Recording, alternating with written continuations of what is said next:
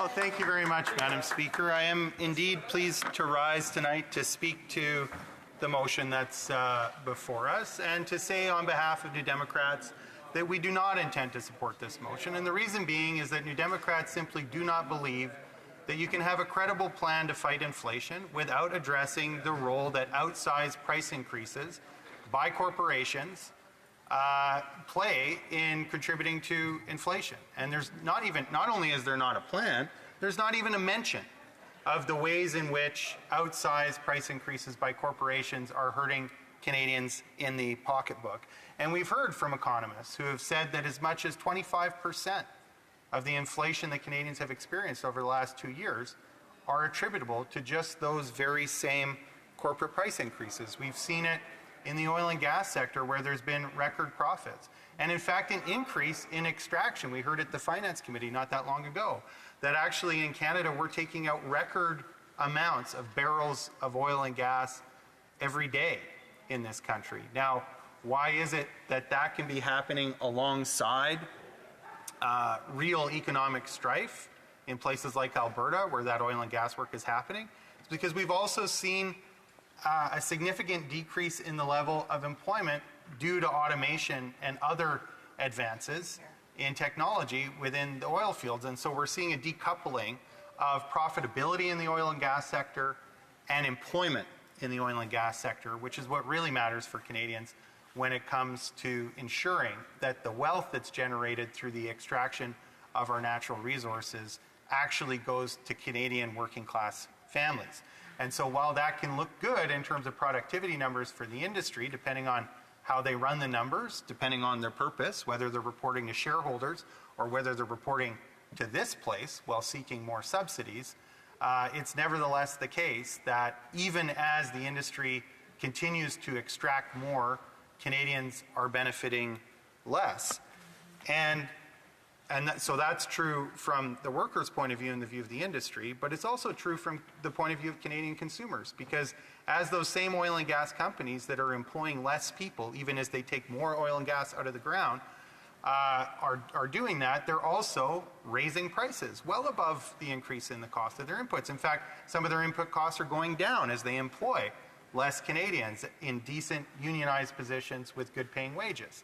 And so that explains how they can be logging record profits. And by record profits, I mean more profit in a single year than the oil and gas industry has ever seen in the history of the country. Now, you wouldn't know that to listen to conservatives in this place who say that the oil and gas industry is not doing well, but it's very hard to believe that an industry isn't doing well when they're producing a record amount of product and they're achieving the highest amount of profit that they've ever seen in the history of the country, while charging Canadians higher prices than they ever have before.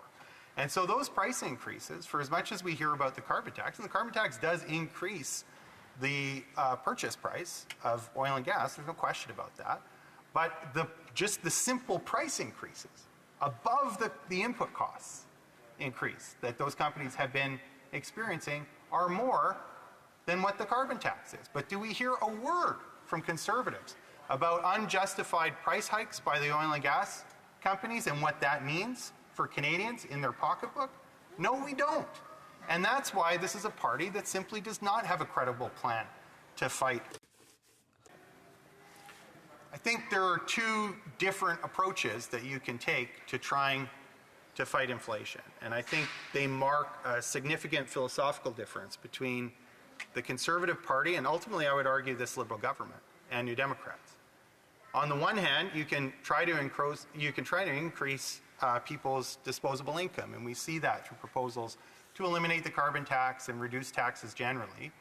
What I find passing strange is that when we talk about providing income support to the poorest Canadians, who when they see an increase in their income, we know that extra money is only going to go to continuing to pay their rent in the same place that they've already been paying rent, or to buy the same groceries that they had been buying before that they're no longer able to. Those are not inflationary, that's not inflationary money in the economy. That's not driving inflation. Supporting people to be able to still put a meal on the table and pay their rent is not inflationary spending. That's why I'm very proud that New Democrats 2 times now have pushed this government to double the GST rebate, because we know that that is going to go to households who really need a lot of help in a really difficult time when they're struggling to afford their rent and they're struggling to afford their food. But it's going to do it in a way that doesn't cause further inflation, despite what the leader of the Conservatives says. The odd thing is that when he advocates for broad-based tax cuts, like eliminating the carbon tax, he's got nothing to say about the inflationary impact of returning that money into the households, not just of the poorest households, which you can do through mechanisms like a higher GST rebate, but also to higher income households. Now, if the leader of the Conservatives wants to talk about how more money in the economy is going to lead to higher inflation, it's a strange admission. Never mind the real driver of certain kinds of inflation when we talk about spending, or what would be if corporations actually spent it in the Canadian economy, which too often they don't, is the corporate taxes that Conservatives and Liberals have often advocated for. And this is why actually there's a great meeting of the minds between Liberals and Conservatives when it comes to tax policy. It's why they work together from the year 2000 to now to lower the corporate tax rate from 28% to 15%. Now, what does that mean? That means more spending in the economy, which, if you listen to the leader of the Conservatives, automatically means more inflation. But they don't talk about how the impact of lowering corporate taxes can contribute to inflation. Now, to the extent that it doesn't, it's because that money leaves the country and actually doesn't get spent, which is the point that Jim Flaherty, former Conservative finance minister under Stephen Harper, made before he passed. That they had lowered the corporate tax rate, that was meant to increase business investment and raise productivity. But as many Conservative members are fond of pointing out, Canada's productivity numbers are not what they should be. And it's not because corporate Canada hasn't had vast amounts of capital in waiting to make those business investments in order to raise productivity.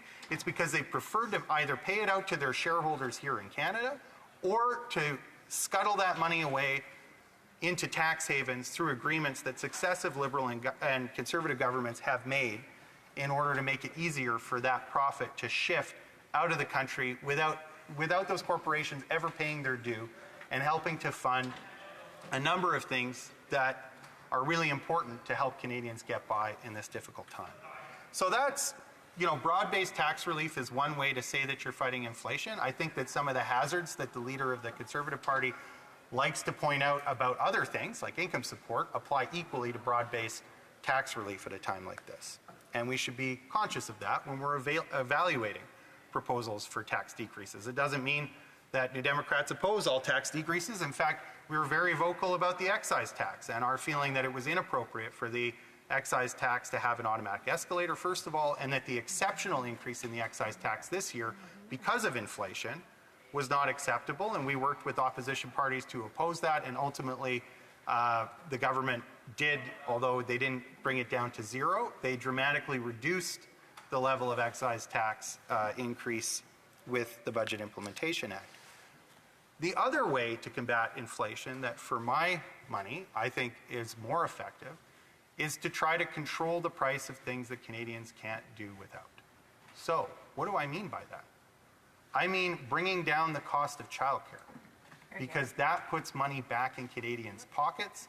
It makes it easier for Canadians who want to work to support their family to be able to leave the home and do that work. We all know that disproportionately affects women who want to have a career and then can do that because they can now access childcare at a price that doesn't make going to work simply pay for childcare instead of contributing to the other meaningful costs of the household. When we talk about a pharmacare program, in order to mobilize the power of bulk purchasing across the country and bring down the price of prescription drugs considerably, and there have been so many studies done on pharmacare going back decades, all of them conclude that by having one federal program, we could significantly reduce the amount that Canadians pay for prescription drugs. There's no question about it. It's why pharmaceutical companies hate the idea. It's why they've spent so much money lobbying this government to stop it. Unfortunately, far too successfully, and it's why New Democrats are here to continue pushing and provide the political will to drown out the lobbying efforts of the pharmaceutical industry, because we know that through good public policy, we can reduce the amount that Canadians pay for drugs, and that ensures not only that they get extra income, but that corporations can't just take that income by raising their prices, which is what has been happening in the oil and gas industry. It's what's been happening in the grocery industry. If you want proof of that, look no further than today's news, where the Canada Bread Company is admitted to price fixing with Weston Foods. Now, they paid a $50 million fine after having pleaded guilty. What about the other companies that were involved in that? And what about Canadians who have been looking at food prices over the last 2 years, know very well that many companies have been raising their prices over and above the additional cost to them, whether it's oil and gas to heat their home or whether it's their groceries. And I think we all have a legitimate suspicion that Canadians have not been treated fairly by corporate Canada. So creating more disposable income, Conservatives love to say, oh, well, you know, if you tax corporations, they're just going to pass that on to the consumer. Well, if you cut Canadians' taxes, corporations are just going to raise their prices. Now, does that mean we're stuck and there's no hope and that there's no way forward? No, because through good public policy, you can reduce the cost of childcare in a way that means that you can't just up the price, because we're regulating the fees and we're providing subsidy to make sure that that the organizations that are offering childcare aren't doing it at an exorbitant price. It's why New Democrats have a very clear and stated preference for nonprofit delivery in childcare, because we think once you incorporate that profit motive, you're exposing Canadians to the very same greedy taking that we've seen in the oil and gas sector and in grocery and elsewhere. So that's a way that you can control the cost of something that people can't do without, put more money back in their pockets in a way that it can't just be taken back out again. It's why I support in Manitoba, for instance, the Public Utility Board that has been very successful over decades in regulating the price of auto insurance and Manitoba Hydro. Interestingly, a body that the current Conservative government in Manitoba has been trying to wreck and impede from doing their job of looking closely at requested price hikes by these crown corporations. Ironic, given that you'd think it was the Conservatives most of all that would want a hawkish oversight agency to be looking at crown corporations and ensuring fair pricing. But in fact, they're undermining the Public Utility Board. I think it's important. I think we could actually use something like that nationally for the price of oil and gas to ensure that when Canadians are going to the pump or when they're heating their home, they can be assured that they're getting a fair shake on the price, and the fact that it's the long weekend doesn't dictate whether they have a hole in their budget at the end of the month or not. It's why dental is important, because with dental insurance, we can ensure that people are getting a service which otherwise they wouldn't get at all. And we know that too often, because of people's socioeconomic status, they haven't been able to access dental care. Or for those who have been able to pay, this means that folks are going to be able to get more service without simply seeing corresponding hikes in prices. So New Democrats have a very settled opinion on what the way to fight inflation is, which is to try to, through good public policy and public investment, so that Canadians are working together and cooperating to provide the essentials of life, create more room for disposable income in their household budgets, instead of simply cutting taxes for everyone, which disproportionately benefits the most wealthy, that makes it harder to provide services for everyone, and runs all the same risk of inflationary pressure in the economy that the leader of the Conservative Party is so concerned about when it's public funds. Here's another way in which that matters, Mr. Speaker, and another way in which I think there's a very close resemblance between the housing policy of the Liberal government, for instance, and the housing policy of the Conservative government. Neither one is willing to call out the role of corporate greed in housing. The leader of the Conservatives sometimes maybe kind of makes passing allusion to it, but is quick to say that somehow it's the fault of government. The housing market is working exactly how it was set up to work in the mid-90s, with the blessing of Liberals and Conservatives. They decided that they wanted to make it more of a financial market. They wanted a commodity-based approach to housing. That's been working. Look at the National Housing Strategy, frankly, has been largely a joke. in terms of increasing supply for affordable housing, and it's done nothing to impede the kind of harmful investment behavior that we see in the market. The Conservatives aren't proposing to do anything about that. And the idea that by simply balancing the government's books, we're going to see a significant change in the housing market or houses become more affordable is a joke. That's not how this is going to go. There are very deep pockets that don't rely on anything that the government does in order to be able to spend in the real estate economy and acquire houses and acquire apartment blocks. Where is the leader of the Conservatives talking about the travesty of buildings like Lions Manor on Portage Avenue in Winnipeg that used to provide affordable housing but has just been acquired with no government money, just a giant corporate landlord that came in, bought the building, and is evicting the tenants? You don't have a serious strategy to fix the problem in housing in Canada if you can't criticize the corporate sector and the role that they are playing in jacking up the price of housing. Here. You just can't do it. It's not serious. It's not serious. And then we look at things that the previous Conservative government did to put money in the pockets of corporate Canada. Never mind the corporate tax decreases, which were substantial. They sold the plans for the CANDU reactor, which was world-leading technology. They love to talk about nuclear, but do you know that they sold that to SNC-Lavalin for pennies on the dollar? I think it was $75 million, but it came with a bunch of tax benefits and other things, such that I think they sold it for a final net cost of about $15 million. Do you know what it costs to build a CANDU reactor? I don't, but I know that it's measured in billions and not millions. And to get the intellectual property behind that before the Harper government actually belonged to Canadians, so that when somebody decided to build a nuclear reactor on the CANDU model anywhere in the world, Canadians could benefit. I think that's a real travesty, and it's just an example of how the Conservatives are no better than the Liberals when it comes to stuffing the pockets of corporate Canada at the expense of Canadians. And I'm mindful of a leader that does actually have so many policy similarities to the Liberal government, and I could go on about that. In fact, I recall in the fall of 2021 when the leader of the Conservative Party was their finance critic, and we were having a debate about the mandate of the Bank of Canada, which is to fight inflation and has been for a long time, to keep inflation at a 2% target. And we talked about what the impact of maintaining that mandate would be on Canadians, that if we saw higher interest, that if that was the only thing the Bank of Canada was going to do, that it would jeopardize strong employment by raising interest rates to get inflation under control, that it would jeopardize putting Canadians out of their homes by raising interest rates in order to combat inflation, instead of having a more nuanced mandate, as many central banks around the world do, where they also have to keep an eye on strong employment, and they also have to keep an eye on the effect of rising interest rates on the ability of folks to stay in their home and to keep meeting the payments of their mortgage.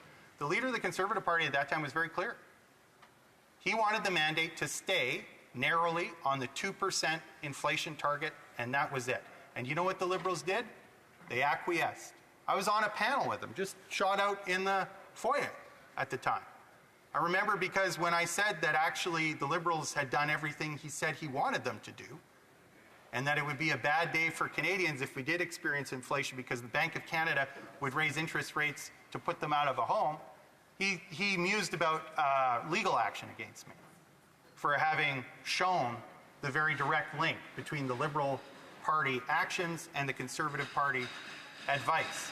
So let's not pretend that this leader of the Conservative Party hasn't played a very important role in keeping the Bank of Canada on a mandate that is causing these increased interest rate hikes. It's not the only thing, but the fact that it doesn't have a more nuanced mandate and that Canadians aren't benefiting from the kind of nuance that has been built into other central bank mandates is a product of his advice and the action of the Liberal Party. So that's why I stand here today, Mr. Speaker, to say that there are more ways to fight inflation than what the Conservatives have put in here. And in fact, what they've put in here goes squarely against New Democrats' approach to fighting inflation, which does have everything to do with putting money back in the pockets of Canadians, but doing it by ensuring that the things that they have to buy, childcare, prescription drugs, dental care, all of these things, and housing, are actually brought down instead of what we see in the motion today, which is just to cut those programs in order to balance the government's books. Questions and comments? The Honourable Parliamentary Secretary to the Minister of National Revenue. Thank you, Mr. Speaker. To listen to the member speak, I know he has good command of these issues, and he is respected for his work on the Finance Committee in particular. I do agree very strongly with his take on how to combat inflation when he says that the approach should be to focus on those things that people cannot do without. So dental care, child care, and I'm glad to see that the government, yes, with the support of the NDP, has moved in that direction, and we see the benefits, thousands of Canadians being supported along the way in both of those areas. What I do want more clarity on, and I don't ask this in a combative way, I'm simply interested in the NDP's position on this, because the member raised the issue of corporate income taxes, and he seemed to suggest that the NDP position would be to raise those rates back up to close to 30%. What is the position of the NDP on that specific matter, Mr. Speaker? Because to me, I hear some NDPers who have a very pro-business view. There's not many, but sometimes they present themselves in that way, and one would expect championing a lower rate of tax, but I didn't hear that from this particular member. L'honorable député d'Elmwood. The member for Elmwood-Transcona. Comes to the corporate tax rate. We've ran on increasing the corporate tax rate. We've been very clear about that, not to 30%, but to 19%, I think was the latest platform commitment. That's still well below the OECD average, so it's hardly a high watermark when it comes to fair taxation of large corporations. And our position is that Canada has incredible competitive advantage beyond a low tax rate. Canada doesn't have to scrape the bottom of the barrel on its corporate tax rate in order to attract investment. We have a lot of natural resources that you can't find elsewhere. We have an incredible labor market with a lot of skill. We provide benefits like health care that oftentimes in other jurisdictions employers would have to pay premiums in order to be able to provide. Canada is an attractive place to invest, and we don't have to have a bottom of the barrel corporate tax rate in order to attract investment. Questions and comments? The member for Northumberland, Peterborough South. Mr. Speaker, just to set the record straight here, so I've got it from the OECD report here. On average, 9% of OECD countries' revenue comes from corporate taxation. In Canada, it's 12%. So 30% more in Canada tax revenue comes from corporate taxation. So to say that we are somehow below the average in the amount of taxation we take from corporations just simply isn't true. But I heard the member, I almost slipped, I heard the member talk talking about a number of criticisms, but he criticized both Liberals and Conservatives, and he went on and on about some of the things that the Liberals are doing wrong. And we agree that the Liberals have got a deficit and a debt way too high, that we've got interest rates, inflation. We might disagree on the cause of that, but we've seen negative consequences. We've got food bank usage doubling. Will the member vote no confidence in the government? L'honorable député d'Elmwood. The member for Elmwood-Transcona. But we've been very clear that the day may come, and what the discriminating factor is as long as we can continue, and you heard a Liberal member talk before, and in fact anytime they talk about inflation and the hardship that Canadians are experiencing because of that, they start listing the things that the NDP made them do. The GST rebate, dental care, action on child care, pharmacare. And as long as we can continue to push this government into doing the things that I firmly believe with a majority they would not be doing to benefit Canadians in this difficult time, we will continue to support the ongoing work of this Parliament as opposed to another one. The day will come when this Parliament ends, and what we're doing now is, I think, setting up Canadians to get some meaningful relief from inflation in a way that companies can't simply take back with outsized price increases. And I think we're paving the way for a strong majority to Democratic government in Canada. Questions et commentaires. Questions and comments. Pantigny. Merci, Monsieur le Président. Thank you, Mr. Speaker. I just got here 15 to 20 minutes ago, and I've heard part of my speech, my colleague's speech. I'd like to come back to the fiscal imbalance, which I could also call federal paternalism. This means that the federal government is using money to impose its own choices on Quebec. What does my colleague think about federal paternalism, which I believe he probably supports, the honourable member? I believe that whenever we work as a team, there is a danger of something like that happening. However, I also believe that it's possible to have an authentic partnership between the provinces and the federal government. So really, it's a matter of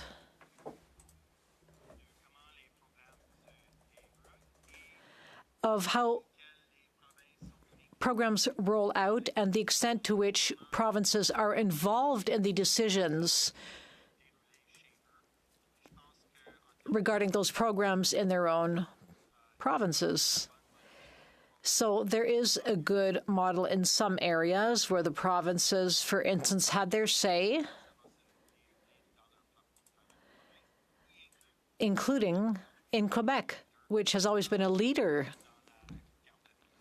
in daycare, in childcare. So there are models out there for a good collaboration, and we're turning to those models to ensure that we will not become victims of federal paternalism. Thank you. Questions et commentaires. Questions and comments. The honourable member for London Fanshawe. Speaker, and I really enjoyed listening to the honourable member's speech.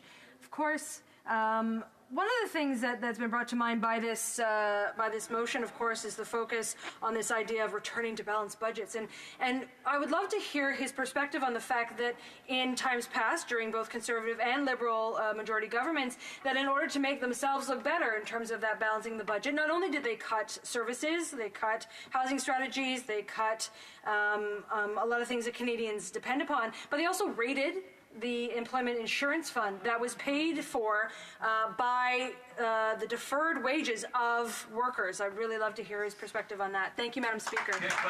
Member for Elmwood Transcona. Thank you very much.